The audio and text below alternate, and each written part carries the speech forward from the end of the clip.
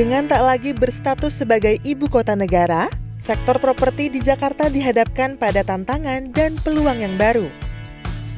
DPD Real Estate Indonesia DKI Jakarta atau REI Jakarta menggelar rapat kerja dengan mengajak dua calon gubernur Jakarta untuk bersama membahas tantangan dan peluang Jakarta sebagai kota global. Ketua DPD REI DKI Jakarta Arvin Fibrianto Iskandar menjelaskan tantangan dan harapan Jakarta untuk menjadi kota global. Tantangan yang paling nomor satu di Jakarta adalah kemacetan.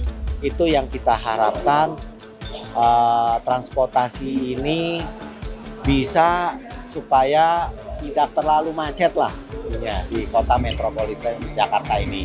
Yang kedua adalah banjir. Ini merupakan tantangan dari gubernur-gubernur sebelumnya untuk mengatasi banjir maupun pemukiman yang ada di daerah sungai. Yang ketiga tentunya yang dialami oleh semua negara metropolis adalah polusi. Balik lagi, polusi dan kemacetan ini yang kita harapkan adanya transportasi. Sehingga transportasi itu tidak memakai kendaraan-kendaraan pribadi. Sehingga mengurangi kemacetan maupun polusi. Ya, Jakarta tetap akan menjadi kota global maupun kota metropolitan di Indonesia ini. Kota nomor satu di Indonesia ini. Mari bersama-sama kita tetap membangun Jakarta maupun transportasinya agar lebih baik. Ketua Panitia Penyelenggara Gova Rozak Nazila menjelaskan Jakarta berpeluang naik kelas dan meningkatkan ranking yang sekarang berada di 74. Tentunya kita harus melihatnya ini sebagai sebuah step up ya, peluang naik kelas. Kita tahu sekarang Jakarta rankingnya masih di ranking 74 ya. Artinya there are miles to go untuk menjadi kota global dengan tingkat ranking yang lebih baik lagi. Jadi peluangnya pasti banyak sekali. Satu, ya aset properti di Jakarta ini ya bisa jadi lebih variatif. Yang kedua, kalau kita mencermati beberapa kebijakan yang sedang diarahkan oleh penguasa ya, itu adalah bagaimana menjadikan kota global itu jadi kota pusat, ya, center of excellence ya, dari berbagai aktivitas usaha, ekonomi, bisnis, pariwisata, dan seterusnya. Jadi peluang tentunya kita breaking down, kita bisa benar-benar eksplorasi. Yang kedua, tantangan. Nah, tantangan adalah bagaimana isu-isu sosial, permasalahan-permasalahan kota yang selama ini belum terselesaikan, seperti kemacetan, banjir, area kumuh, ya, dan seterusnya, itu bisa juga disolusikan setahap-setahap. Nah, jadi itu jadi tantangan. Nah, di sektor real estate tantangannya apa? Kita masih punya kendala di perizinan, ya. Kita masih punya kendala di birokrasi. Kita masih punya kendala di competitive level of how investment come in, ya. Ya, capital inflow itu untuk masuk baik itu di sektor di capital market maupun di sektor real itu belum cukup kompetitif dibandingkan beberapa negara yang lain. Kita bandingkan yang sederhana dengan Singapura, dengan Malaysia, dengan Thailand, kita masih ketinggalan di aspek itu. So, kota global bukan cuman slogan, tapi memang dia secara substansi itu adalah sesuatu yang kita target. Rapat Kerja Daerah REI DKI Jakarta 2024 digelar di tengah masa-masa perhelatan Pilkada Jakarta.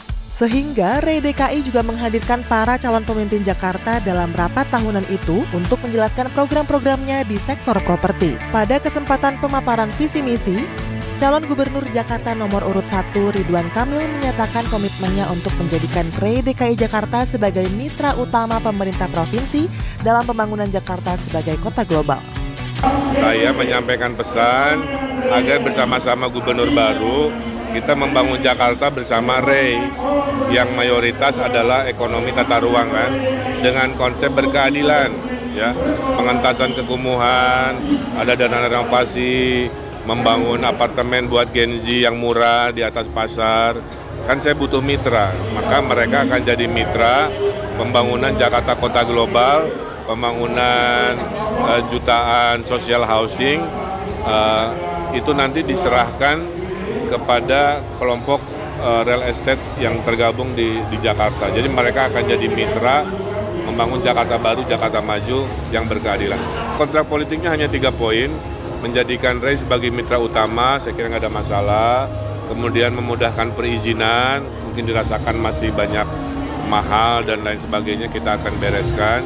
Yang ketiganya sama-sama membangun kota yang layak huni berkelanjutan.